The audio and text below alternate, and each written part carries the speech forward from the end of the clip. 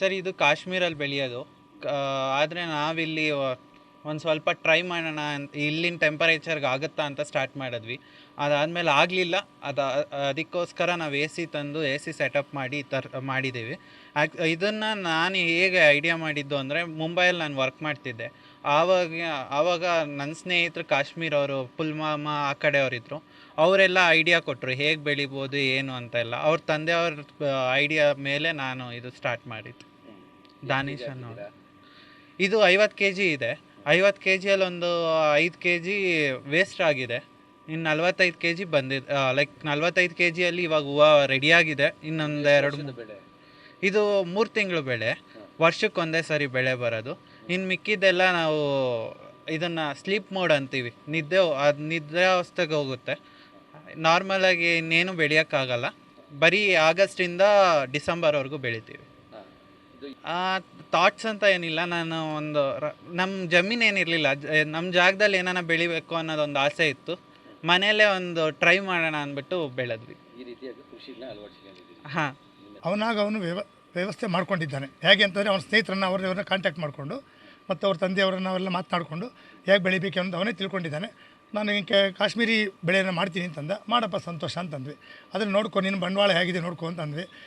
ಮತ್ತೆಲ್ಲ ನಾನೇ ಸ್ವಂತ ಬಂಡವಾಳ ನಾನೇ ದುಡಿದು ನಾನೇ ಹಾಕ್ಕೊಂಡು ಮಾಡ್ಕೊಳ್ತೀನಿ ಅಂತಂದೆ. ಆಯಿತು ಅಂತಂದೆ. ಅವನೇ ಇದನ್ನೆಲ್ಲ ಸುಮಾರು 3.5 ಲಕ್ಷ ದಾಟಿದೆ ನನಗನ್ಸುತ್ತೆ. ಅವ್ನು 3.5 ಲಕ್ಷ ಅಂತ ಹೇಳ್ತಿದ್ದಾನೆ. ಒಂದೊಂದು ಬರೀ ಎ ಸಿಗೆ ಒಂದಕ್ಕೆ 1.5 ಲಕ್ಷ ಆಗಿದೆ. ಮತ್ತು ಸ್ಟ್ಯಾಂಡ್ಸ್ ತರಿಸಿದ್ದಾನೆ. ಮತ್ತು ಬಲ್ಬ್ಸು, ಮತ್ತು ಬಲ್ಬ್ಸ್ ಅಂದರೆ ಅದೇ ಗಡ್ಡೆ, ಅದ್ರ ಜೊತೆಗೆ ಈ LED ಬಲ್ಬ್ಸ್ ತರಿಸಿದ್ದಾರೆ. ಎಲ್ಲಕ್ಕೂ ಬಂಡವಾಳ ಬೀಳುತ್ತೆ. ಇವೆಲ್ಲವನ್ನು ಸ್ವತಃ ಅವನೇ ಬರೆಸಿದ್ದಾನೆ. ಕೆಲಸ ಮಾತ್ರ ಏನು ಅಷ್ಟೇನು ಹೆಚ್ಚಾಗಿರಲ್ಲ. ದಿನ ಒಂದು 10 ನಿಮಿಷ ಹೋಗಿ ನೋಡ್ಕೊಳ್ಳೋದು ಬರೋದು. ಅದಕ್ಕೆ ಎ ಸಿ ಆನ್ ಆಗಿದೆಯಾ ಇಲ್ವಾ, ಟೆಂಪ್ರೇಚರ್ ಎಷ್ಟಿದೆ ನೋಡೋದು, ಮತ್ತು ಲೈಟ್ಸ್ ಆಫ್ ಆಗಿದೆಯಾ ಆನ್ ಆಗಿದೆಯಾ ಅದು ನೋಡಿಕೊಂಡು ವ್ಯವಸ್ಥೆ ಮಾಡ್ತಾ ಇರ್ತಾರೆ. ನಾವು ಯಾವಾಗಲಾದ್ರೂ ಒಂದ್ಸಲ ದಿನಕ್ಕೊಂದ್ಸಲ ನೋಡ್ಕೊಂಡು ಹೋಗ್ತಾ ಇದ್ದೀವಿ. ಅದು ತುಂಬ ಸಂತೋಷ ಅನ್ನಿಸ್ತಾ ಇದೆ. ಆದರೆ ಅದಕ್ಕೆ ಬೆಳೆಗೆ ಫಲ ಸಿಗಬೇಕು. ಇಲ್ಲಾಂದರೆ ನಮಗೆ ಇಷ್ಟು ಕಷ್ಟಪಟ್ಟರೂ ಪ್ರಯೋಜನ ಆಗಲ್ಲ ಅಂತ ಅನಿಸ್ಬಿಡುತ್ತೆ. ಅದಕ್ಕೋಸ್ಕರ ನಾವೀಗ ನಿಧಾನವಾಗಿ ಕಾಯ್ತಾ ಇದ್ದೀವಿ. ಕಾದು ನೋಡಬೇಕಾಗಿದೆ. ಈಗಾಗಲೇ ಸುಮಾರು ಒಂದು 100-120 ಹೂವು ಆಗಿದೆ. ಅದರಲ್ಲಿರ್ತಕ್ಕಂಥ ಒಂದೊಂದು ಹೂವಿನಲ್ಲಿ 3 ಕೇಸರಿ ದಳಗಳು ಸಿಗುತ್ತೆ. ಅವುಗಳನ್ನು ಸಂಗ್ರಹ ಮಾಡಿಕೊಂಡು ಬೇರೆ ಬೇರೆ ಡಿವೈಡ್ ಮಾಡಿ ಇಟ್ಕೊಂಡಿದ್ದೀವಿ. ಅದನ್ನು ಹಾಗಾಗಿ ಇಟ್ಟಿರ್ತೀವಿ ಎ ಸಿಯಲ್ಲಿ.